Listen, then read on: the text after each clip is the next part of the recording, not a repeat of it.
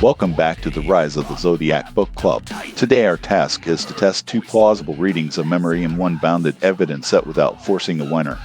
That sounds like a topic where the exciting answer could arrive faster than the responsible one. Which is why we will keep 3 labels: visible, verified fact, interpretation, and speculation. A fact is directly supported by the approved record or source. An interpretation explains a pattern in that evidence. Speculation names a possibility the evidence has not settled. Our working question is, can the same evidence sustain civic and personal readings at once? We will stay inside the episode's approved spoiler ceiling.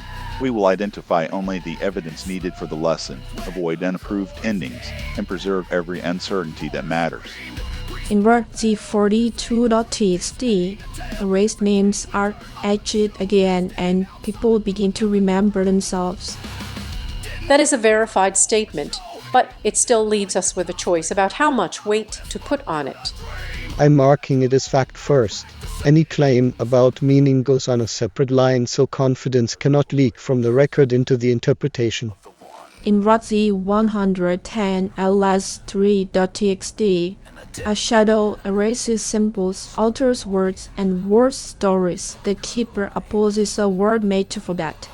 That is a verified statement, but it still leaves us with a choice about how much weight to put on it.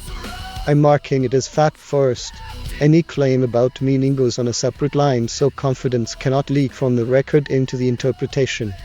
Both stories make memory or forgetting part of action rather than only declaration.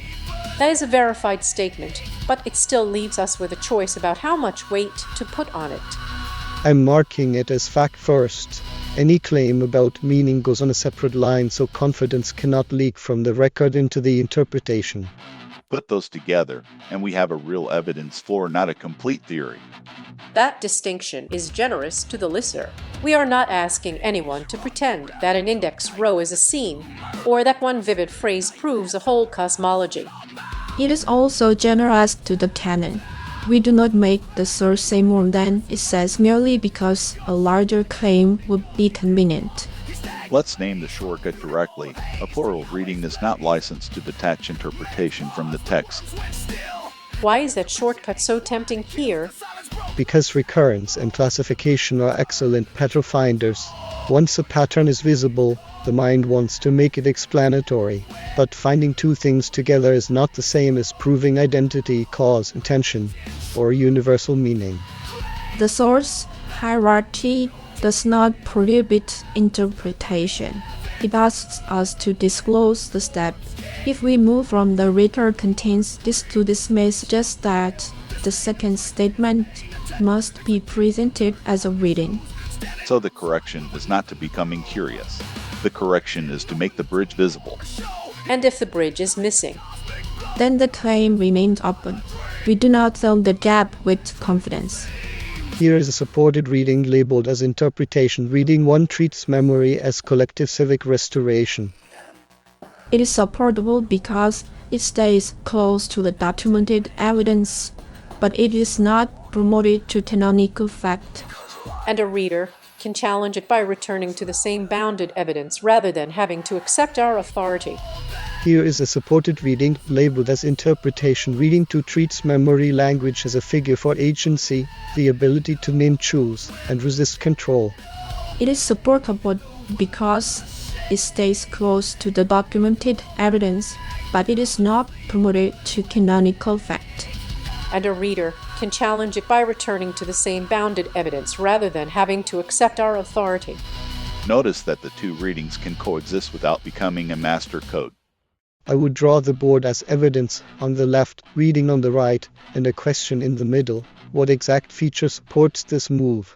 If we cannot answer, the reading needs revision.